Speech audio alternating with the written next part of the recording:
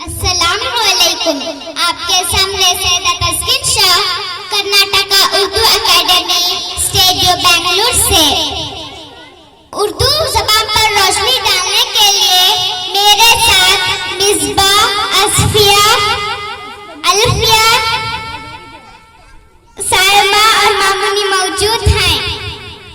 मैं अपनी जानिब से और उर्दू एकेडमी की जानिब से इन तमाम का इस्तकबाल करते हुए प्रोग्राम का आगाज करना चाहूंगी। सबसे पहले मैं अपनी हमारी उर्दू ज़बान पर रोशनी डालूंगी। नहीं खेल ऐसा यारों से कह दो, नहीं खेल ऐसा यारों से कह दो कि आती है उर्दू ज़बान, कि आती है उर्दू ज़बान आते आते। उर्दू ज़बान बड़ी जामे ज़बान है, इसकी अपनी तारीख है, इसके दामन में वसअत है। उर्दू ज़बान का शुमार भी दुनिया की बड़ी ज़बानों में होता है।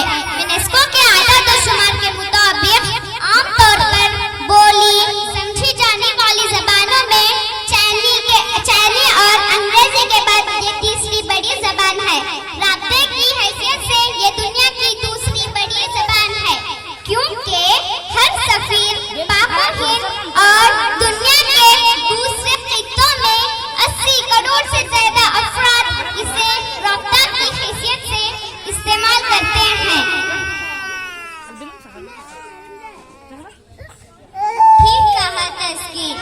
अब अंधेरों में जो हम खौफज़दा बैठे हैं, क्या करें खुद ही चिरागों को बुझा बैठे हैं।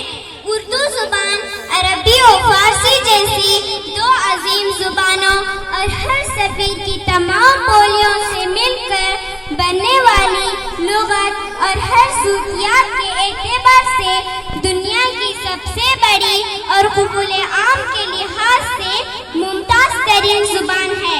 उर्दू एक जिंदा ज़ुबान है और अपनी साख्त में बैनुल अक़वामी मिजाज रखती है। उर्दू गोया बैनुल अक़वामी ज़ुबानों की एक अंजुमन है। इसमें न सिर्फ अरबी, फारसी या मक़ामी बोलियों के अल्फाज हैं, बल्कि दुनिया की हर कौम और हर ज़ुबानों के अल्फाज कम व पेश शामिल हैं। यही वजह है कि उर्दू के मिजाज में लचक और रंगारंगी है। उर्दू ज़ुबान सूरत और सीरत दोनों के एतबार से अपनी एक अलग और मुस्तकिल ज़ुबान की हैसियत रखती है। जी, आपने बिल्कुल सही कहा।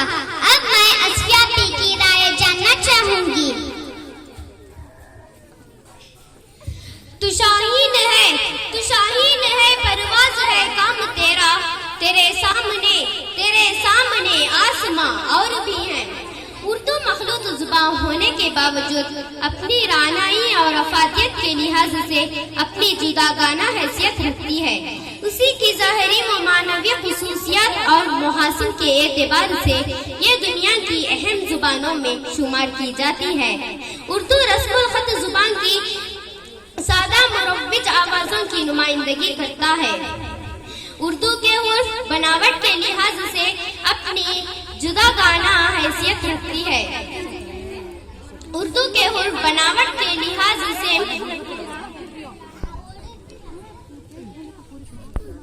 जी, आपने बिल्कुल सही कहा। माशाअल्लाह, सुभान अल्लाह। अब मैं अल्फिया के ख्यालात जानना चाहूंगी। सोने दो अगर सो रहे हैं गुलामी की नींद में, हो सकता है वो ख्वाब आजादी देख रहे हो, हो सकता है वो ख्वाब आजादी देख रहे हो। उर्दू ज़बान अपनी लिसानी मफादियत और अफादियत के अलावा अपने अंदर एक तहजीबी और सकाफती पहलू भी रखती है। ये अपने इल्मी, अदबी اور دینی سرمایہ کے اعتبار سے بڑی باصدوت زبان ہے۔ اردو میں وسعت پذیری کی بے پناہ طاقت موجود ہے۔ یہ جتنی وسیع ہے اتنی ہی عمیق بھی ہے۔ دینی اور دنیاوی علوم و فنون کو اپنے اندر سموئے ہوئے ہے۔ اردو زبان ہماری تہذیب و ثقافت کی آئینہ دار ہے۔ ماشاءاللہ، بہت بڑھیا الفیا۔ اب میں سائمہ پی کے خیالات جاننا چاہوں گی۔ رکھی ہے آج لذت جگر کہاں، رکھی ہے آج لذت جگر کہاں، ہم جس پہ مر رہے ہیں وہ بات ہی کچھ اور۔ دنیا کے قدیم زبانوں کے مقابلے میں اگرچہ یہ کم عمر ہے، ادبی اور لسانی حیثیت سے اس کا پلہ سینکڑوں زبانوں پر بھاری ہے۔ اس کی بدولت ہم اپنے آپ کو ایک متمدن اور ترقی یافتہ قوم کا جانشین خیال کراتے ہیں۔